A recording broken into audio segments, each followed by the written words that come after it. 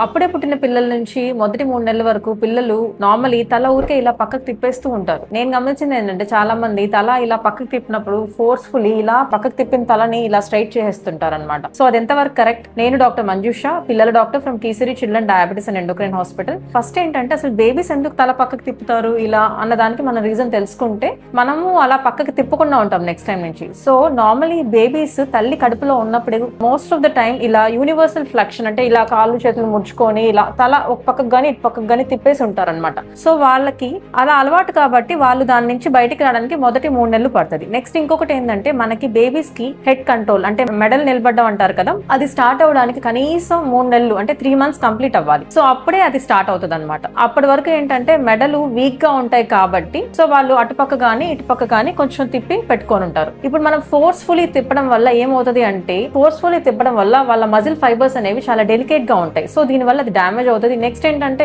మనకి ఎలా అయితే మన మెడని ఊరికి ఎవరన్నా పక్కకి ఇలా తిప్పితే మనకి ఎలా అయితే చిరాగ్గా ఉంటుందో బేబీస్ కూడా అలానే అవుతుంది అనమాట. సో ఎప్పుడు అలా చేయకండి. ఇంకొకటి మీరు తెలుసుకోవాల్సింది ఏంటి అంటే సో ఎప్పుడు బేబీ తలకి తిప్పితే దాన్ని అబ్నార్మల్ అంటాం. అంటే ఎప్పుడు మనం వరి అవ్వాలి అంటే బిడ్డ ఎప్పుడు ఆల్వేస్ ఒక్క వైపుకే ఇలా తలకి తిప్పుండడం, నెక్స్ట్ ఇటు సైడ్ ఏదైనా చిన్న వాపు లాగా గడ్డలాగా గట్టిగా అనిపించడం, ఈ 2 లక్షణాలు ఉంటే అప్పుడు మీ దగ్గరలో పిల్లల డాక్టర్ని కన్సల్ట్ అవ్వండి.